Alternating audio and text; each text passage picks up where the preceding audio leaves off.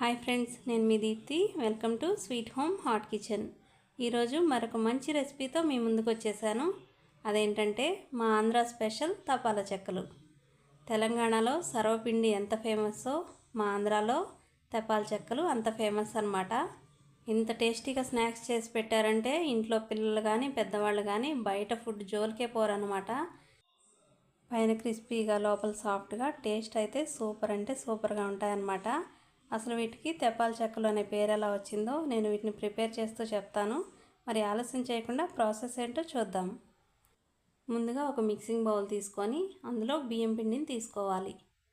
తపాలా చెక్కలు కావాల్సిన క్వాంటిటీని బట్టి బియ్యం పిండిని తీసుకుంటే సరిపోతుంది. నెక్స్ట్ ఇందులో సన్నగా కట్ చేసుకున్న పచ్చిమిర్చి ముక్కలు, అలానే మీడియం సైజు ముక్కలుగా కట్ చేసుకున్న ఉల్లిపాయ ముక్కల్ని వేసుకోవాలి. ఇవన్నీ కూడా కొలతేం కాదనమాట, పిండికి తగ్గట్టుగా చూసి వేసుకోవాలి. అలాగే స్పైసీనెస్కి తగ్గట్టు పచ్చిమిర్చి ముక్కలు వేసుకోవాలి. నెక్స్ట్ ఇందులో కొద్దిగా కరివేపాకు, అలాగే సన్నగా కట్ చేసుకున్న కొత్తిమీరని వేసుకోవాలి.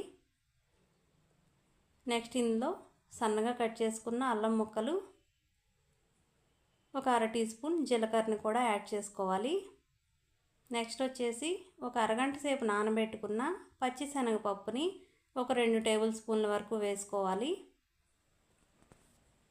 ఒక 1/2 టీ స్పూన్ పసుపు, టేస్ట్కి తగ్గట్టుగా సాల్ట్ని కూడా యాడ్ చేసుకొని ఒకసారి వీటన్నిటిని బాగా కలుపుకోవాలి.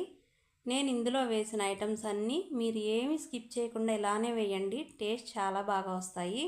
దేని ఫ్లేవర్ దానిదే అనమాట. కరివేపాకు కానీ, కొత్తిమీర కానీ, అల్లం, పచ్చిశనగపప్పు ఇవన్నీ టేస్ట్ ఆయిల్లో ఫ్రై అయ్యే కొద్దీ టేస్ట్ ఎంత బాగా వస్తాయంటే తిన్నాక మీరే చెప్తారు. మరి ఇవేమీ స్కిప్ చేయకుండా అన్నీ వేసి ట్రై చేయండి.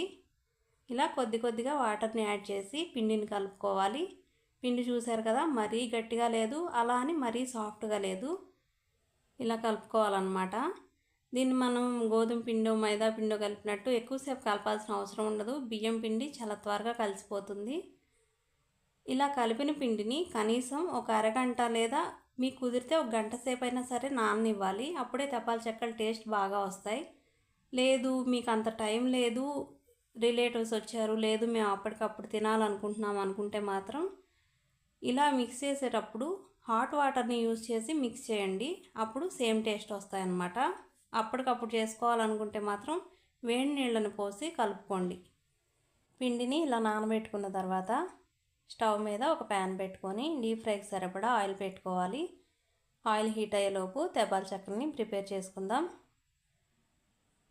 ఒక కవర్ మీద కొద్దిగా ఆయిల్ని అప్లై చేసుకొని తపాలా చెక్కల కోసం మనం ప్రిపేర్ చేసుకున్న పిండిని పెద్ద సైజు ముద్దలుగా తీసుకొని వీటిని పేపర్ మీద ఇలాగా గారెలను ఒత్తుకున్నట్టుగా ఒత్తుకోవాలి. చేతికి అంటుకుంటుంది అనిపిస్తే కొద్దిగా ఆయిల్ని అప్లై చేసుకొని ఒత్తుకోవాలి. అంతేకాని తడి చేయకూడదు అనమాట. తడి చేస్తే పిండి పలచన అయిపోతుంది, ఆయిల్లో డీప్ ఫ్రై అవటం లేట్ అయిపోతుంది. ఇలా మరీ మందంగా కాకుండా మరీ పలచగా ప్రెస్ చేసుకోవాలి.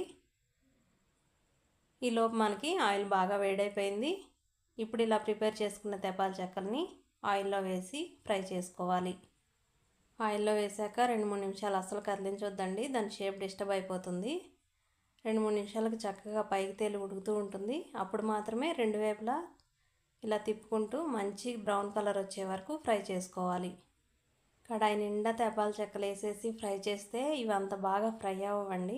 1-2 మాత్రమే వేసుకుంటూ ఫ్రై చేసుకోవాలి. సైజ్ అనేది ఇంకా మీ ఇష్టం అనమాట. ఎంత పెద్ద సైజ్ అయినా చేసుకోవచ్చు, అలాగే చిన్న సైజ్ అయినా చేసుకోవచ్చు. ఇలా ఒకటి కొద్దిగా ఫ్రై అయిన తర్వాత మాత్రమే రెండో దాన్ని వేసి ఫ్రై చేసుకోవాలి. రెండు వెంటనే వేసారంటే రెండు ఒకదానికొకటి అంటుకుపోయే ఛాన్స్ ఉంటుంది. సరే, ఇవి ఫ్రై అయ్యేలోపు వీటిని తపాలా చెక్కలు అని ఎందుకంటారో తెలుసుకుందాం.